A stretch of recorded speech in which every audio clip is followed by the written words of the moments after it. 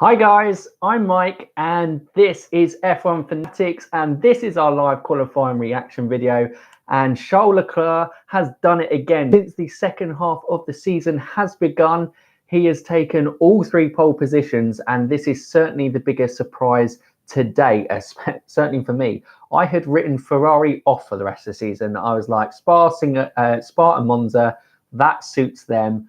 But yeah, Singapore, I was like, no chance. Ferrari, they don't have the downforce to compete with the Mercedes and Red Bull. It's all about them. And yeah, Charles Leclerc has pulled it out. Vettel was leading after the first runs. He mucked up his second run in Q3.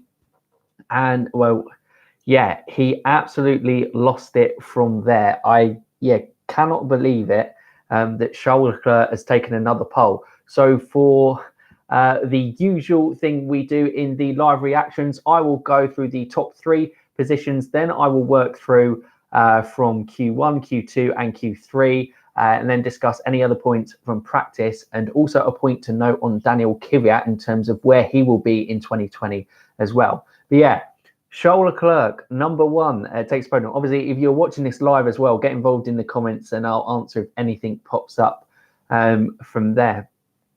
Charles Leclerc, number one. Lewis Hamilton was able to find some extra pace on that second lap out. He was second and Sebastian Vettel was third. So he starts on the clean side of the track. And can he get a good start and go from that position? But yeah, we will now go through Q1, Q2 and Q3. So Q1, we saw the Williams restored to their normal place, as well as Kubica 20th and George Russell 19th. Then it was Roman Grosjean, who was 18th. It was Lance Stroll 17th, and then Daniel Kvyat in the Toro Rosso went out 16th. So yeah, not great for him. Then moving into Q2, we had Magnussen go out. He was in 15th, and Kimi Raikkonen, he went out. He was 14th, and let me check here. Get up the order. There we go. We've got the full results. Yeah, Raikkonen was 14th. Pierre Gasly was 13th in position. Giovinazzi was 12th, and then Sergio Perez missed out by 0.04 of a second, getting through into Q3. And then Q3, Ferrari had been quick. They looked quick in Q1 and Q2, but everyone, I think, was probably thinking Red Bull and Mercedes were going to find that extra pace in Q3, and Ferraris would be restored down below. But no, Vettel and Leclerc certainly had something to do with that. They brought a new front wing this weekend, and yeah, it certainly has given them the extra downforce that's needed to perform at circuit here. I think there was a great interview with Toto Wolff just post-qualifying, and he just basically said, they were asking, where do you think the Ferraris were quicker? Was it just on the straights? And he was like, the Ferraris were quicker everywhere. They're just quicker than us, which like I said, I'd written off Ferrari in this season after Monza, but no, it now is Ferrari. Maybe we have to consider them for the rest of the season. Charles Leclerc is just the driver in form. Like Max Verstappen was in form in the first half of the season, Charles Leclerc certainly seems like the driver who is in form in the second part of the season. So, guys, the go through Q3 was Lando Norris. He wasn't happy. He was interviewed after, was really unhappy with how he could piece together his last sector in Q3. So yeah, he finished 10th. Hulkenberg behind teammate Raikkonen. So Hulkenberg 9, Raikkonen 8. Carlos Sainz finishing best of the rest 7th. And then Albon doing pretty well considering that this is his first time in Singapore. So yeah, was really difficult for him there, but he still managed to get 6th. But yeah, was comfortably off. Valtteri Bottas. Valtteri Bottas was 5th. He crashed out in, I think it was in free practice 2 yesterday, which obviously would have knocked his confidence. Making things difficult for him. And then Verstappen was 4th. Couldn't compete with the Ferrari's pace, and he always looked behind the Mercedes as well, but he saved his best lap to last. He did get ahead of Bottas.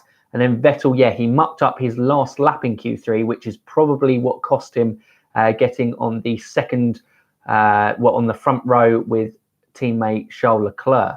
Lewis Hamilton finished second, and then Charles Leclerc was first. Guys, if you are watching, you aren't entitled to kind of put your reaction. I can kind of do a Q&A part of that stuff if you guys want to put your reaction to that qualifying there, or if not, I will move on to kind of what happened on the Friday and that news relating to Daniel Kvyat. So on the Friday, it kind of looked like Lewis and Max were the two drivers who were kind of completely out there ahead of the rest. Ferraris didn't really look to be competing on pace in that aspect. But yeah, so they were the ones who were competing there. Like I said, Valtteri Bottas crashed out and lacked confidence, I think, from that instance. And Charles Leclerc also had a gearbox issue on the Friday, but obviously it was something that Ferrari were able to support for the Saturday. And Charles Leclerc, just like for the last two race weekends out in FP3, was able to top FP3, and he has taken that form into qualifying and securing pole. Helmut Marko has also came out today. He was interviewed just before qualifying. I saw this story come out, and they say internally that Daniel Kvyat has been confirmed that he will be driving for Toro Rosso in 2020. So I don't know if that pretty much means that Albon's seat is there to lose, and if he does have a poor season, a rest of the season, that it will go to an external driver.